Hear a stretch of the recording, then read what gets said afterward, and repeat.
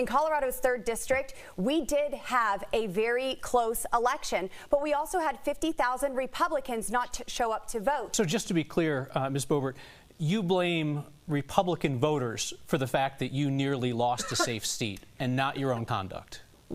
Ms. Boebert, you're running an ad right now that says deport them all. Describe in detail how you see mass deportation playing out in the cities and towns of the 4th Congressional District. First of all, having over 10 million illegal aliens coming into our country in under 4 years, this is unprecedented. I'll note that you didn't make any attempt to answer the actual question, which is who should be doing this? You introduced articles of impeachment against the president for his handling of the border. That move was blocked by Republican House leadership. Pardon me, please. Sent to committee. It was not blocked. It was blocked by sending it to committee, so you didn't get the full House vote that you wanted. No, I did get a full House vote, and it was sent to committee. This is going to be a long evening if you speak over the facts. Okay. So a question for everybody up here. A question on this for Mr. Sonnenberg. You have also called for mass deportations, and let's talk about that economic impact. Absolutely. I would use the police. I would use the National Guard. Those people aren't the ones working. Those people are the ones causing the crime to go up in Denver and the area around.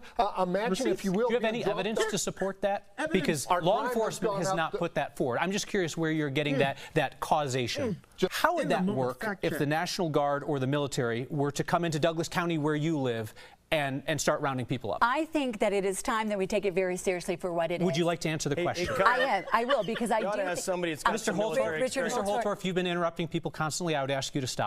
Ms. Flora, could you please answer the question? Yes. Bringing an out-of-state National Guardsman or the U.S. military in Douglas County, do you feel like that would work? And we also, by the way, have to stop the President of the United States from suing border states who are doing their own work. The question was about the actual work of rounding people up in Douglas County. But we took a couple tries at that. Ms. Boebert, this session of Congress is on track to be one of the least productive in history in terms of the bills passed. Your Republican House colleague Andy Biggs said, "We have nothing to go out there and campaign on."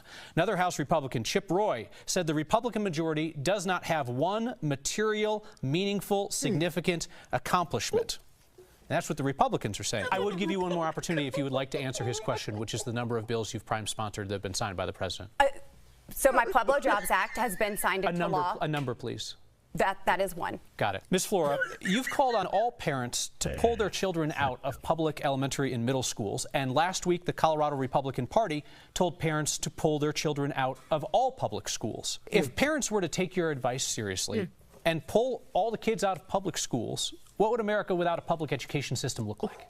That's a great question. The situation, Kyle, is I'm very proud of the work that I've been doing on school choice. Okay. I was hopeful for an answer about what would happen if folks followed your advice and pulled all the kids out of public schools, but we'll leave that for another conversation. You resigned your position as House Minority Leader after your drunk driving arrest surfaced this year. And my question is not about what you did while drunk, which for anybody who missed it was speeding up I-25 at 90 miles per hour so fast a trooper thought that you were trying to race him. Then you reached for your gun during the traffic stop. You asked the trooper to call the State Patrol's lobbyist. Then you asked him to keep the arrest out of the media. My question to you is about what you did while sober. You did not disclose your drunk driving arrest to your Republican colleagues when they were considering you for leader and electing you. What does that tell voters about your judgment? Well, thank you, Kyle, for that. I mean, I should not have done it. Was it a mistake not to tell your colleagues when they were considering you for leader, knowing that you had something so big and embarrassing in your recent past? Yeah, You told a State House colleague who had lost his son in the Aurora Theater shooting that he needed to let go of his son's murder. You called a legislator of color buckwheat during a floor debate. You suggested that people with disabilities are like people who took the risk of running with the bulls in Pamplona. And you suggested that Ms. Boebert dresses like a prostitute. Do you regret saying any of those things? And why do you talk to people like that? See, it's that last statement right there. Why do you talk to people like that?